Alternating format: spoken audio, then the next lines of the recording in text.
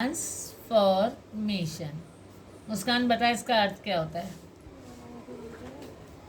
परिभाषा क्या होती है ट्रांसफॉर्मेशन की? ट्रांसफॉर्मेशन एक सेंटेंस का काम शुरू हो जाए ठीक है। वर्षा, ट्रांसफॉर्मेशन की परिभाषा। मन्नू, छोटू तूने भी सीखे थे? कहाँ सीखी मैंने। चलो मैं बताती हूँ। इसकी परिभाषा ये है, और सबको याद आएगी मेरे बोलने के बाद। पहले की रूप वही रहे।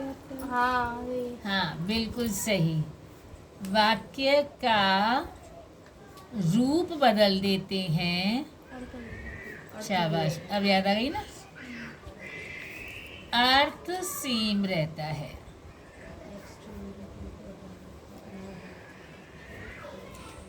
मुस्कान अच्छी लड़की है। अब हम इसका रूप चेंज करेंगे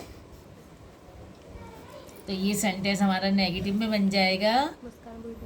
मुस्कान बुरी लड़की नहीं है।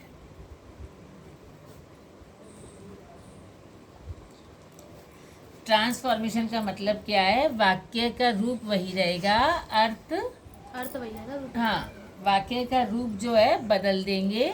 जैसे अफर्मेटिव है तो नेगेटिव, नेगेटिव है तो अफर्मेटिव, अर्थ सेम रहेगा। मुस्कान अच्छी लड़की है, मुस्कान बुरी लड़की नहीं है। इस तरीके से ही पेपर में आ सकता है। मुस्कान बुरी लड़की नहीं है नेगेटिव, इसको चेंज करोगे अफर्मेटिव में मुस्कान अच्छी लड़की है। पेपर में अफर्मेटिव का आ जाएगा तो नेगेटिव में बनाना पड़ेगा मुस्कान बुरी लड़की नहीं है। अब इसकी हमारी सबसे पहले की जो रूल है वो है एडवर्ब टू। एडवर्ब टू इसकी हमारी सबसे पहली है। जब सेंटेंस में खाली टू हो तो इसको जब हम हटाएंगे तो हम इसकी जगह पे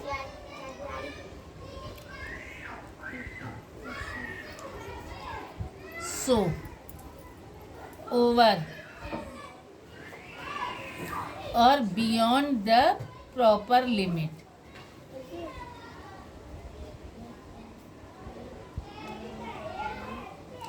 अब देखो इनको लगाने का तरीका कैसे होता है। जैसे ये सेंटेंस है हमारा,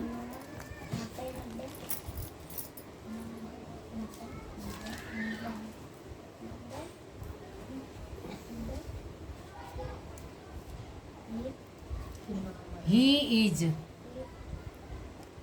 too eager for her result। वो अपने रिजल्ट के लिए बहुत ज़्यादा उत्सुक है, तो ही इज टू की जगह पे ओवर लग जाएगा। Over eager for her result. अगर बियॉन्ड द प्रॉपर लिमिट लगाओगे तो ये एंड में लगता है। सबसे अच्छा एक शब्द याद कर लो कि जिसमें हमारा TOO आता है, उसको हटा करके ओवर। बिल्कुल अपना सिंपल चीज़, कंफ्यूज होने की जरूरत ही नहीं है, कुछ और याद ही मत करो, ठीक है। अब हमारे वो सेंटेंस आते हैं जिसमें हमारा TOO के संग प्लस TO2 आता है। जहाँ आपका ये दोनों टू आ जाए उसका मतलब होता है नेगेटिव। जैसे अभी सेंटेंस है she is too old to run.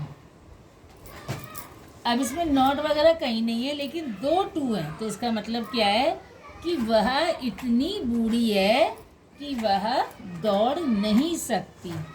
अब की भी लग गया। अब जब हम इसको सॉल्व करेंगे तो कैसे करेंगे? शी इज सो ओल्ड, की के लिए दैट लगाएंगे। इस टू को हम यहाँ सो में बदल देंगे, फिर की के लिए दैट लगाएंगे। फिर यहाँ इज हो तो हम कैन नॉट लेते हैं, यहाँ वाज हो तो हम कुड नॉट लेते हैं। तो she is so old that, फिर दोबारा शी लेंगे इसमें, इज के हिसाब से कैन नॉट रन। फिर समझो she is too old to run, दो टू है, TOO और TO2 वाला, इसका मतलब ये नेगेटिव है। तो she is so old that she can not run. की के लिए हमने दैट लिया है, इधर इज है तो कैन नॉट लगाएंगे, वाज होता तो कुड नॉट लगाते। अब इसके 2-4 एग्जाम्पल समझाते हैं तुम लोगों को। अब देखो ये वाला समझो। The father was too weak to control his son. पिताजी इतने कमजोर थे कि वो अपने बेटे को कंट्रोल नहीं कर सकते थे। तो द फादर वाज, टू की जगह पे सो, वीक, फिर दैट। अब ये क्योंकि ये लड़के हैं तो ही, और अब यहाँ पे ऊपर क्या था हमारा, वाज है, तो वाज वाले में could not. He could not control his सन। ये इतने एग्जाम्पल क्लियर हुए तुम लोगों को?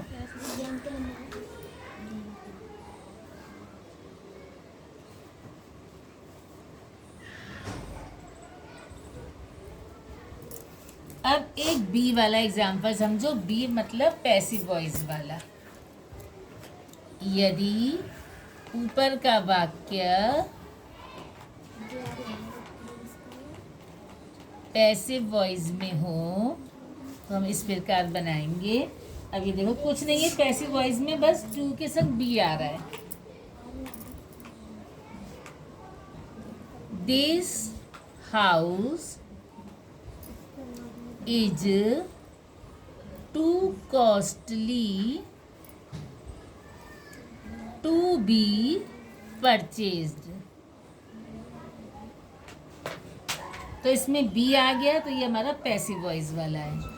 तो वैसे ही बनेगा, this house is so costly that. अब ये चीज़ नोट करो, हाउस क्या है हमारा, निर्जीव है। हाउस हमारा निर्जीव है तो निर्जीव के लिए इट आएगा। दैट इट, और दूसरा यहाँ पे क्या है हमारा, ट्रू, तो इसके लिए कैन नॉट, और यहाँ पे इज है तो can not. That it can not, फिर बी परचेज्ड। निर्जीव के लिए इट सब्जेक्ट आता है दैट के बाद।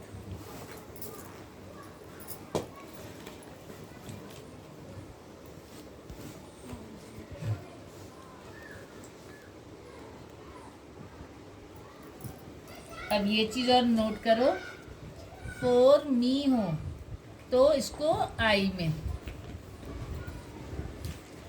फॉर हिम हो तो इसको ही में, और फॉर देम हो तो इसको दे में।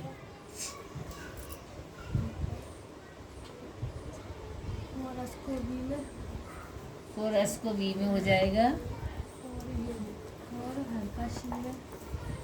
फॉर अस को वी में, और फॉर हर को, क्योंकि लड़की हो गया हर, तो इसको शी में।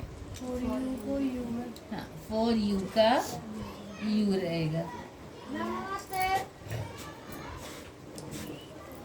ये तुम्हें याद करना पड़ेगा। अब इनका एक दो एग्जाम्पल समझो।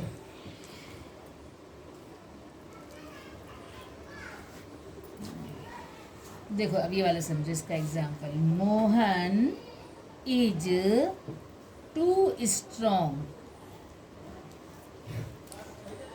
For me to be defeated.